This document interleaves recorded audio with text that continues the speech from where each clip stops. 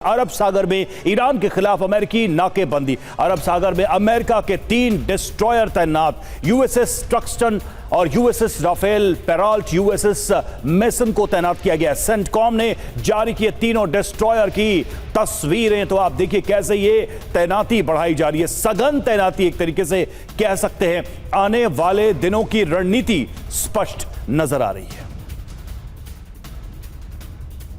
और वहीं अरब सागर में अमेरिकी नाकाबंदी पर एक और जानकारी। अमेरिकी फोर्स ने कमर्शियल जहाजों को रोका है और नाकाबंदी के चलते 57 जहाजों को अपना रास्ता बदलना पड़ा, रूट बदलना पड़ा है। 4 जहाजों पर अमेरिकी फोर्स ने हमला तक किया है। अमेरिकी नाकाबंदी जारी है और इसी के चलते 57 जहाजों को अपना रूट बदलना पड़ा, उन्हें रोका गया और 4 जहाज तो ऐसे भी जहां अमेरिकी फोर्स ने अटैक किया। और अमेरिका के हमलों में ईरान में बड़ा नुकसान हुआ है। ईरानी स्टेट मीडिया ने जारी किया है वीडियो में ईरानी एयरपोर्ट पर तबाही दिखी है। ईरान के यात्री विमानों को भी नुकसान हुआ है, यह दावा किया जा रहा है इस हमले में।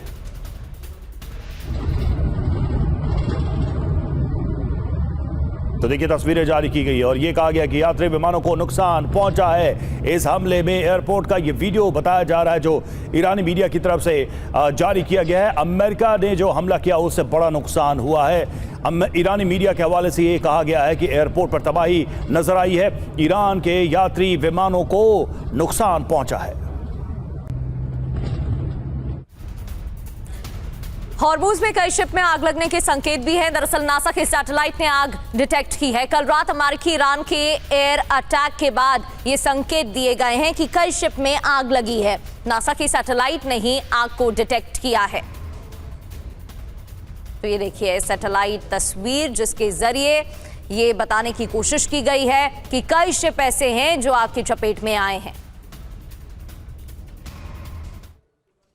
तो यूएस का बारूदी प्रहार, ईरान का जंगी इंतकाम। खबर क्या है, सबसे पहले इसका रुख करते हैं। ईरान अमेरिका ने एक दूसरे पर हमला किया।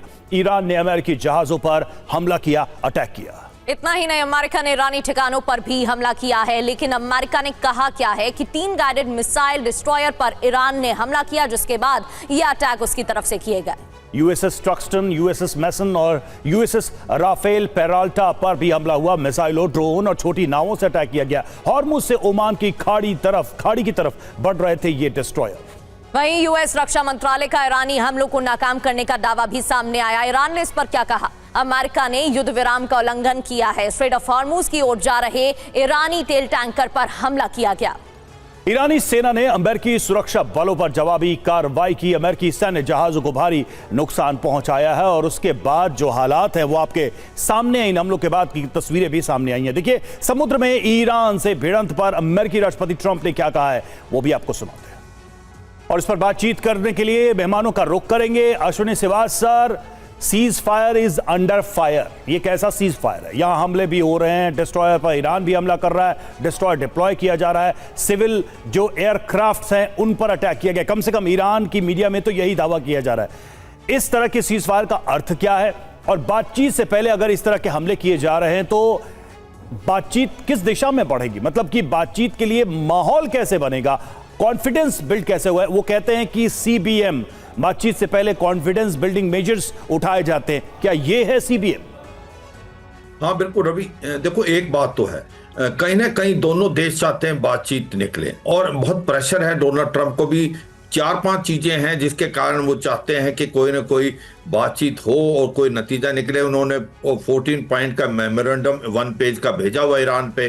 और 4 बातें इसलिए है कि ट्रंप चाहते हैं, एक तो उनकी चाइना विजिट है बहुत कुछ एक दिनों में, उससे पहले वो कोई ना कोई समझौता करना चाहते हैं ईरान से।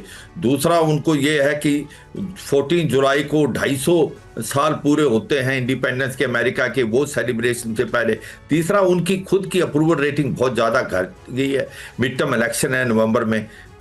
अगला पॉइंट ये है कि जो इकॉनमी है स्पेशली अमेरिका की, उसके ऊपर भी बहुत एडवर्स इम्पैक्ट हो रहा है। लोगों को इन्फ्लेशन, अनएम्प्लॉयमेंट की मार बहुत मारी जा रही है। और सबसे इम्पोर्टेंट पॉइंट ये है कि अमेरिका अभी चाहता है कि लड़ाई दोबारा स्टार्ट ना हो और कहीं ना कहीं नतीजा निकले स्टेट ऑफ हार्मूज के ऊपर और न्यूक्लियर ऑफ इनरिचमेंट पे। अब ईरान क्या चाहता है? देखो, ईरान की भी इकोनॉमिक कंडीशन अच्छी नहीं है, इकोनॉमिक सैंक्शन बहुत लगे हुए हैं। वो भी चाहता है कि कोई ना कोई बातचीत से बात बने और स्टेट ऑफ हार्मूज पे इनरिचमेंट ऑफ यूरेनियम वो भी मानने को मुझे लगता है तैयार होगा। कहीं ना कहीं ऐसे बात में अब ये पोस्चरिंग है। अब आप बार बार ये बात आ रही है कि अगर बातचीत करना चाहते हैं तो फिर ये एक प्रकार माहौल क्यों नहीं बना रहे? सर, आपको नहीं लगता कि ये पोस्चरिंग से बियॉन्ड जाकर एक स्टेप उठाया जा रहा है? इसमें डिस्ट्रक्शन हो रहा है, इसमें नुकसान हो रहा है, इसमें खतरा बढ़ रहा है। ये सिर्फ पोस्चरिंग नहीं है। हाँ रवि, मैं ये समझता हूं, बिल्कुल आपका कह रहा है कि दोनों अपने आप को हावी दिखा रहे हैं स्टेट ऑफ हार्मूज में। फिर भी मुझे लगता है कि दोनों रिस्ट्रेंट कर रहे हैं। उनको चाहिए कि कोई ना कोई नतीजा निकले। बातचीत काफी नजदीक है। दोनों देश चाहते हैं कोई ना कोई ऐसा हो कि आने वाले कुछ दिनों में, स्पेशली डोनाल्ड ट्रंप चाइना जाने से पहले इस बात को यकीन करना चाहते हैं कि कोई समझौता हो जाए, चाहे वो टेम्परेरी हो। इनरिचमेंट ऑफ यूरेनियम प्लस जो स्टेट ऑफ हार्मूज को खोल के कोई 30 दिन का या टेम्परेरी हो, जिससे वो एक प्रकार से डोनाल्ड ट्रंप जाते हैं चीन में तो उनको एक बातचीत आगे करने का मौका मिले। और आप ये कह रहे हैं कि हाँ, कि कहीं गलती से गलती तो हो सकती है कि जिस प्रकार से दोनों एक दूसरे पर प्रेशर डाल रहे हैं और कहीं मुझे लगता है स्टेट ऑफ हार्मूज में दोनों दिखाने की कोशिश कर रहे हैं वो हावी हैं। ईरान बोल रहा है कि स्टेट ऑफ हार्मूज को कोई भी शिप क्रॉस नहीं कर सकती। उधर से उसने न्यूक्लियर ब्लॉकेज, जो नेवल ब्लॉकेड लगा रखा है ईरान ने, वो भी पुख्ता है। पर मुझे अभी भी ऐसा ही लगता है रवि, ये जारी है। माफी के साथ आपको रोक रही हूं क्योंकि यहां पर अमेरिका की तरफ से तैनाती बढ़ा दी गई है, जिसको देखकर तो ऐसा ही लग रहा है कि दबाव बनाने की रणनीति भी अमेरिका की तरफ से बनाई जा रही है।